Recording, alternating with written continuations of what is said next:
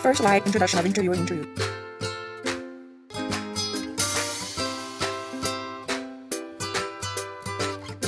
Welcome to episode number 24 of the It's My Job podcast. This is Jose. I am a transition student from Colorado, and my teacher, Miss Christine Dolly, is the podcast facilitator. The It's My Job podcast features students interviewing adults who are blind or visually impaired, asking important questions like how they use technology and how they connect with other people. Stay tuned after the podcast to hear how to get involved. And please share with your friends and teachers so they can listen too. Now for the interview. I'm interviewing Penn Street, an outreach director from the Audio Information Network of Colorado. Also a host of a weekly interview show called Aftersight. Let's listen to the interview.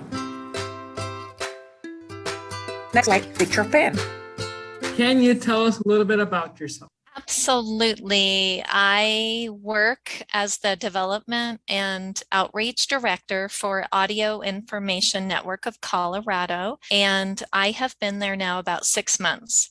Before that, I had my dream career. I was the outreach director for No Barriers USA, which is a nonprofit that Eric Wymeyer started 20 years ago, I think. And Eric was the first blind person to summit Mount Everest. But besides work, I love to downhill ski. I've already been a couple times this winter. I love to listen to books. I love to hike. I'm very outdoorsy type of person. I am the 9th of 10 children. I have 7 older brothers, an older sister, and a younger sister. So I've basically been a tomboy since before I was born. With 7 older brothers, I didn't have a choice in that matter. So I come from a big family, and yeah, I really like being around people. COVID was very difficult for me because of that. And also I lost my job during COVID. So, but I think just with my attitude, and I kept busy where I could, still getting through that. Awesome. At what age did you start losing your sight, and what caused you to lose your sight? It's not a fun story, but when I was 9, I was bit by a western diamondback rattlesnake, and between the venom, the anti-venom, the venom, the medications they gave me to save my life, it triggered a syndrome called Stevens-Johnson syndrome. The acronym is SJS. And at that time, the fatality rate was 75%. And they basically told my parents I would not make it till the next morning. And if I did, it wasn't from anything that they did. And 75% of my body was covered in 2nd and 3rd degree burns. I was treated in a burn unit, and little did they know my tomboy spirit. I fought, and I obviously survived. All of my soft tissue was affected and compromised. And so my eyes are the most obvious. My eyes don't look like other people's eyes, but and actually, I think of my disability as not my visual disability. It's my heart and my lungs and all the soft tissue in my body, my joints and things like that. So, but I've outlived every time they told me, my heart was going to give out, or, I would have to be on oxygen for the rest of my life, or a feeding tube on the rest of my life, and those kinds of things. But so far, knock on wood, I've and I think I've gotten through that. And it was a big transition for me because I was a tomboy. I was always out climbing trees and playing baseball and doing gymnastics and super active. My mom had to, pretty much sit on me to put a dress on me because I prefer to have my boots and my jeans on. And it was a big transition, losing my vision, but with just a lot of amazing, incredible people, just like your teacher there that's sitting with you, Jose. Wonderful people come into our lives and open doors for us, and we have to make the choice to walk through them or not. But I did, and I chose to embrace my new life as somebody who had a lot of medical issues, but definitely the vision issue. It took me a long time before I was allowed to go back to school, and going from a, print reading, student making straight A's to learning Braille and trying to learn to use my residual vision. It was hard. It was really hard, but I did it, and I'm thankful that I stuck with it. And it actually, made me who I am today. And how did you adapt to this change?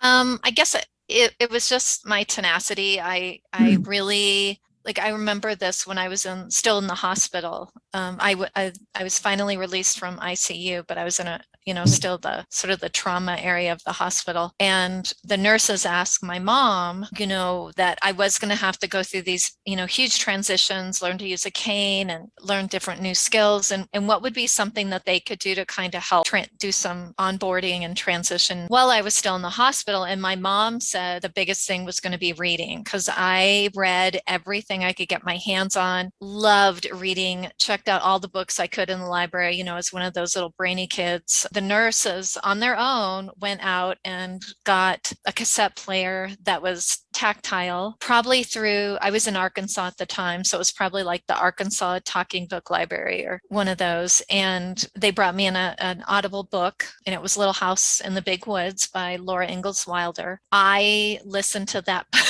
that cassette over and over and over again, and really realized that, things are going to be different. And like I said, I just had really incredible people like those nurses. I had really awesome teachers and coaches and things like that. And I'm a lot older than you, Jose. So they didn't have a lot of the awesome technology things they have now. It was very old school, the slate and stylus, which I don't even know if students even use that anymore. I learned the Advocate, just things like that. But I think that really helped with the building blocks that helped me later to learn other things, that adaptive equipment and things like that. Yeah, I wish I had learned with Braille. I was sort of in that transition of Braille readers to more audio. I didn't have anybody that really pushed me into sticking. I know Braille, but if I had to order off a menu at a restaurant, I'd probably starve to death before I could figure it out. But I know enough that I can function, but I wish I had stuck with it so that I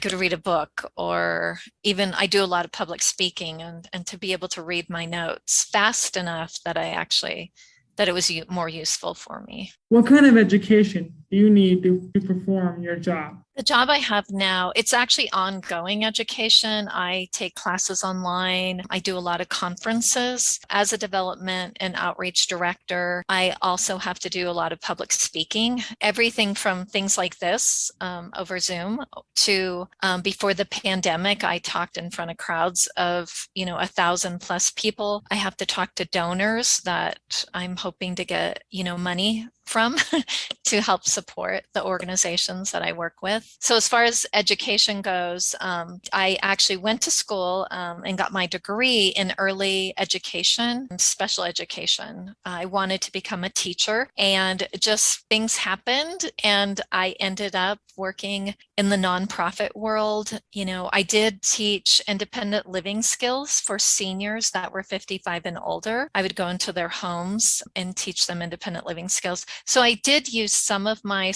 actual schooling for my career. But really what I do now and have been doing for the past, couple of decades is that community outreach and development. But everything that I've learned up to this point, I really do believe that all of those things I learned help impact and help me make me successful now. But things like, I need to have really good people skills. I need to know math. Math is very important. I deal with a lot of budgets. I need to know a lot of adaptive skills on the computer so that I can research a donor before I go out and interview them. I do a lot of event planning. All those kinds of things are different skills, writing skills, language skills. So even if you do end up going to college for something and you don't necessarily go directly into that field, I feel that the act of learning and absorbing that information and being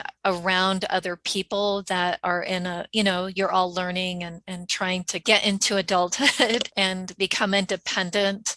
I think all of those things, even if you end up in a different field, all of those things are really important. What made you choose this career, and what is your favorite part about your job? I chose this career because, Jose, I'm sure you've heard the statistics. I think it's somewhere around 75% of blind and visually impaired adults are either unemployed or underemployed. And so when I was desperately looking for a job, I knew somebody who knew somebody and there was an opening. They gave me a chance, even though my background was not in working with seniors, teaching them independent living skills. I taught kids, preschoolers, cane skills and things like that, but I'd never worked with senior citizens.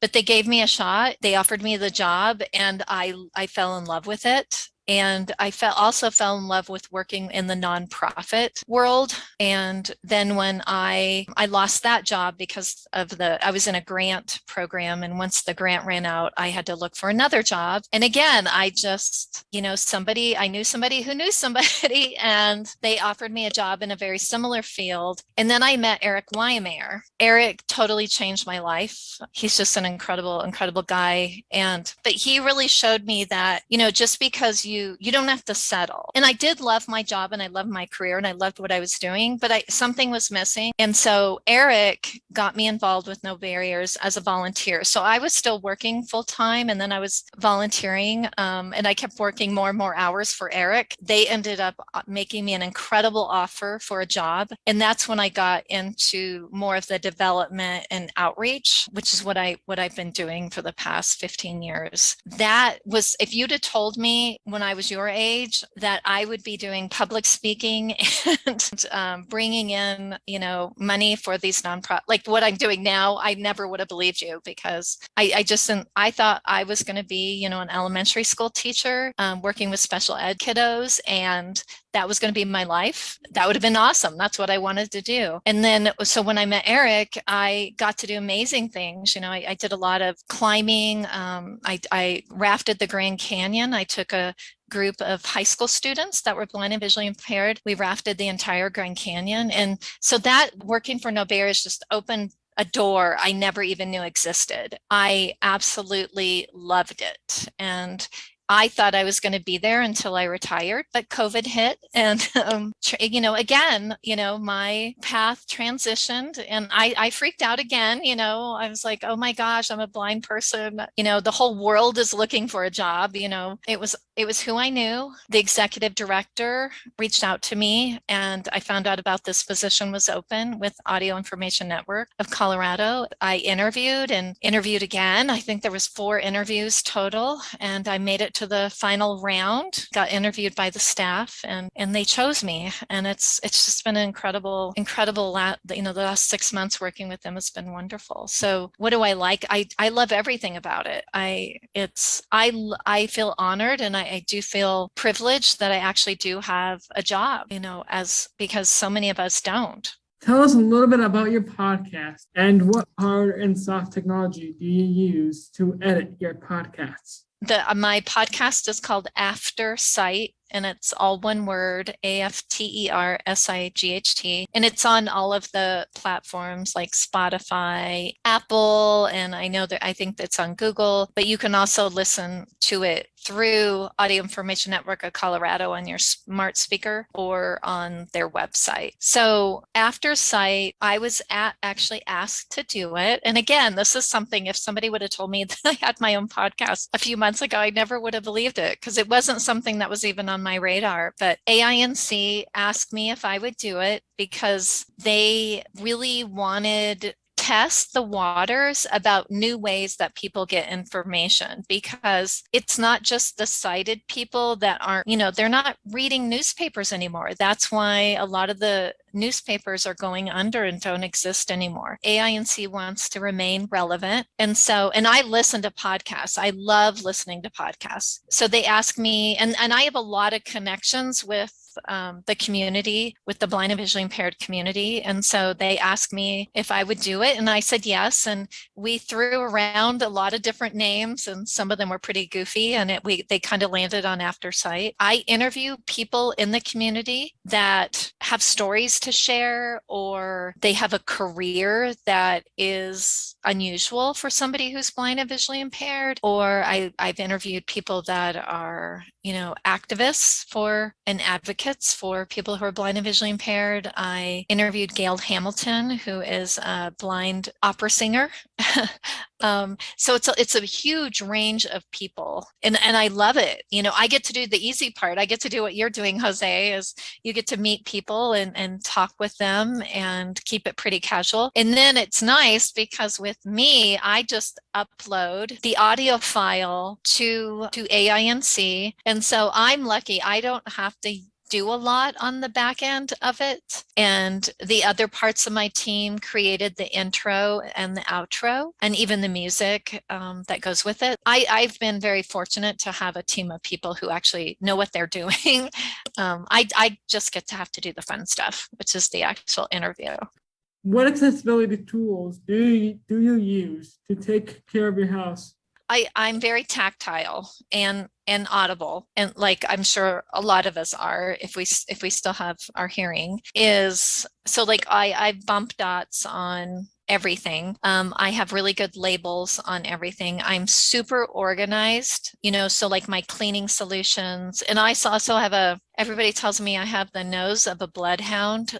Like some, I guess, people who lose their vision, their hearing gets better, which mine didn't because of the SJS, but my nose is like phenomenal. So like I can smell a cleaner and I know if it's Windex or if it's, to clean the sink with or the countertops or the floor. I'm kind of a neat freak, but it's because I know if I'm organized in my home, it makes my life so much more efficient. Because if I know I want to wear this blazer, and this pair of slack to this meeting, I want to know that when I go to my closet, I can go right to it. I don't want, if we're hunting for things or all the time, or if things are messy, it just takes so much more effort. And I would rather use that effort for something fun, like going for a hike, instead of cleaning out my closet.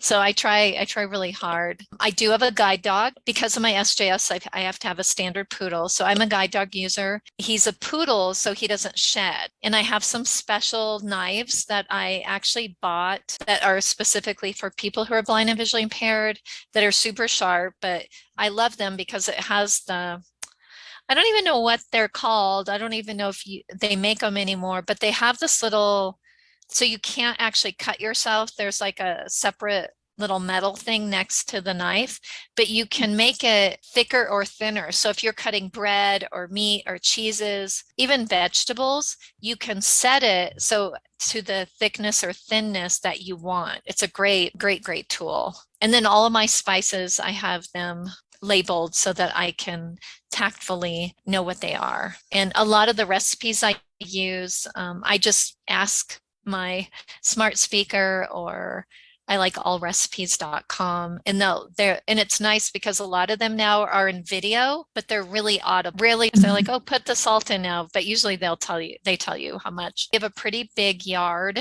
and even though I love being outside, I do not like yard work. I don't like pulling weeds. I like picking berries, and I like picking the vegetables after they're grown, but as far as like digging up the ground, so that my husband does that. But I have a talking scale in the bath. The thermometer or thermostat for the house is a smart thermostat, so it's really easy for me to set it. And if we go, we're going out of town, I can turn it down. I have a lot of things and my keys, I have all my keys, so they're tactile. So as soon as I feel it, I know, oh, this one. What accommodations does your job provide to you? It's amazing. And I will be honest, AINC is the very, very first place that I have ever worked. And I've worked at a lot of places that from the interview process, well, actually, even from filling out the application to my first day of work, everything was accessible the way it's supposed to be. And I've told Kim Ann Wardlow, who is the executive director there, that she really should write a book about accessibility in the workplace. But my computer, because I do have some residual vision. And so I asked for Kim asked me after I got hired, what equipment did I need? I have a list, which you should always have a list of things that you need when you start a job. Not only did they have it, when I showed up the very first day of work, it was there. It wasn't like it took like a week to get it after I started, or I had to try some things out, that kind of thing. It was all there, including the key to my office. She had already had it marked. And they got a talking microwave. Nobody knows how to use it. And I told her it was very sweet, but I did not need a talking microwave. I could use the regular one if they put some bump dots on it. But AINC went above and beyond. So everything is marked. Everything is accessible, even to the lighting, the chair that I sit in. So not just my vision issues, but making sure that I have, because if I am going to use my residual vision, I have to be really close to my screen. So things like my chair can't have arms on it, because if it has arms on it, it keeps me from going as close as I need to the desk. So just everything was accommodations. I use Zoom Text and Zoom Text Reader on my computer. That was already loaded in my system. When they asked me to do the podcast, they made sure that the studio was completely set up and accessible for me. And, they put Zoom text, and now Evan also uses the studio. So they also put JAWS in there. Everything was accessible. So he built AINC so that people who are blind and visually impaired could work there. So that's very, very, very different versus almost every job I've ever had up to this point. Not only was I the only blind and visually impaired person working there, I was the very first blind and visually impaired person to work there. So sometimes you got to be the pioneer and raise that bar for the next person. Well, it's also amazing to work somewhere that I can use my skills, and I don't have to worry about, oh my gosh, I'm not going to have access to this document, or it's going to take me 100 times longer to learn this, where I can just focus on my skills and what I'm there to do, my job. I don't have to have this whole second job trying to figure out how I'm going to do my job. And it's such a difference. It's so much more relaxing and less stressful knowing that people have your back and they want you to be successful. What are your professional goals after your current position? Well, I'm hoping this is the position that I'm going to keep, but history tells me that you don't know what's around the corner. As far as professional goals, I would like to grow, and do more for AINC, like doing things like, creating this incredible, successful podcast for them. We're going to, hopefully it'll all come together, but do an accessible cooking show, and it'll be on Facebook Live. And so then people can pay to come in and eat what we're cooking, what we've cooked. So it'll be a win-win for everybody. It'll be educational. It'll be fun, because I don't want to do anything that's not fun. And also use it as a fundraiser. And who knows if it takes off. It might be something that we do regularly. My goals are to really think outside the box with AINC, and so I'm excited for what the future holds for me at AINC, and I'm hoping I'm there for a very long, long time. And do you have any questions for me? Because I am open to any. Use like how to contact us. It's Jose again. Thanks for listening to the latest episode of the It's My Job podcast. What do you think? Would you like to have a career as an outreach director? No, the Audio Information Network of Colorado. And if you have any questions for Penn, let us know. You can share your thoughts via email or our Facebook page. And if you have any questions for Penn, we would be happy to pass them along, and we might even share your questions and answers in a future episode of the It's My Job podcast. Our address is askitismyjob@gmail.com.